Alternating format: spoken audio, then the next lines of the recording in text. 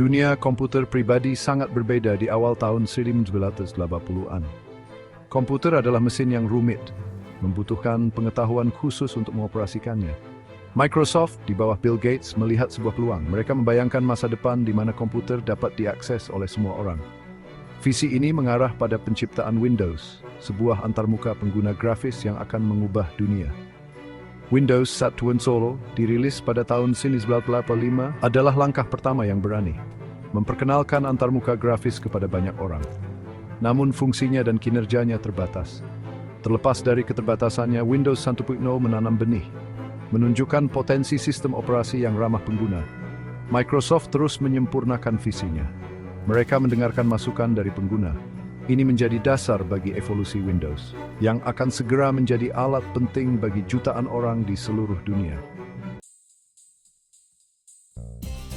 Windows 2.0 tiba pada tahun 1997, membawa beberapa peningkatan. Antarmuka pengguna grafis ditingkatkan. Pengguna sekarang dapat tumpang tindih jendela. Perubahan kecil ini memiliki dampak yang besar, membuat pengalaman komputasi lebih intuitif dan efisien. Windows dulu masih sangat bergantung pada MS-DOS. Meskipun demikian, menunjukkan bahwa Microsoft berkomitmen untuk menyempurnakan visinya. Mereka mulai meninggalkan antarmuka baris perintah. Masa depan jelas dari grafis. Windows 3.0 dirilis pada tahun 1990 adalah momen penting. Merevolusi cara orang berinteraksi dengan komputer. Antarmuka grafis ditingkatkan secara signifikan, secara visual lebih menarik dan ramah pengguna. Kinerja juga ditingkatkan. Windows 3.0 memperkenalkan dunia pada multitasking. Pengguna sekarang dapat menjalankan banyak program secara bersamaan. Ini adalah pengubah permainan. Windows 3.1 dirilis pada tahun 1992, dibangun di atas kesuksesan ini. Ini adalah versi pertama yang didistribusikan di CD-ROM. Memperkenalkan font TrueType dan permainan ikonik Minesweeper. Windows 3X menandai titik balik, menetapkan Windows sebagai kekuatan utama di dunia. Dunia menahan napas. Pada tahun 1995, Microsoft meluncurkan Windows 95. Ini lebih dari sekadar sistem operasi baru. Ini adalah fenomena budaya. Windows 95 memperkenalkan tombol Start yang ikonik, juga membawa taskbar dan dukungan plug and play. Fitur-fitur ini menyederhanakan pengalaman pengguna, membuat komputer dapat diakses oleh audiens yang lebih luas. Windows 95 juga menawarkan arsitektur 32-bit. Ini jual lompotan dulu signifikan. Mauci gentasing lebih itu. Bagian 5 Windows 98 dan ME, integrasi internet dan multimedia. Akhir 1990-an melihat kebangkitan internet. Microsoft menyadari tren ini. Mereka merilis Windows 98 pada menawarkan integrasi internet yang lebih baik. Dukungan untuk perangkat USB juga ditingkatkan. Windows 98 bertujuan untuk menjadikan internet bagian integral dari pengalaman komputasi. Windows ME atau Millennium Edition menyusul pada tahun 2000, berfokus pada kemampuan multimedia, namun diganggu cuma stabilitas. Meskipun demikian, Windows 98 dan ME menurut komitmen Microsoft.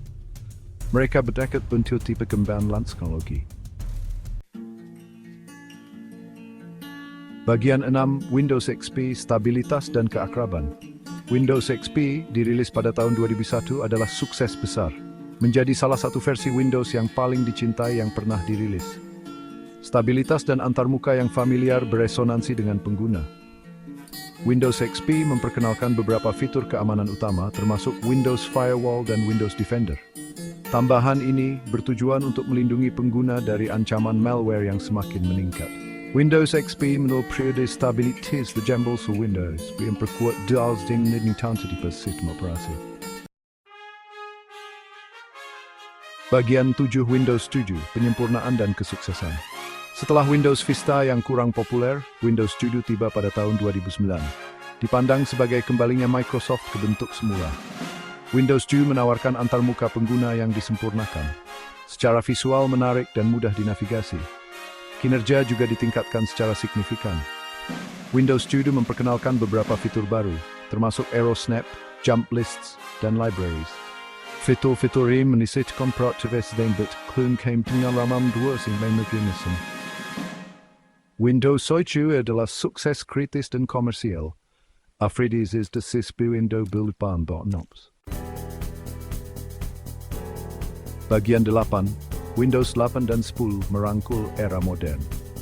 Windows 8 dirilis pada tahun 2012 merupakan langkah berani memperkenalkan antarmuka Metro.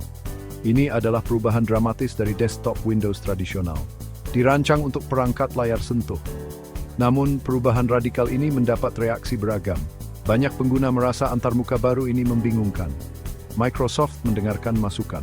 Mereka merilis Windows 8.1 pada tahun 2013, membawa kembali tombol Start yang familiar. Windows 10 dirilis pada tahun 2015, bertujuan untuk menjembatani kesenjangan, menggabungkan elemen desktop klasik, mengintegrasikan fitur modern Windows Phone.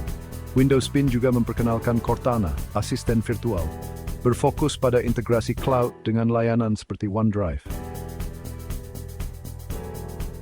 Bagian 9 Windows 11 dan selanjutnya.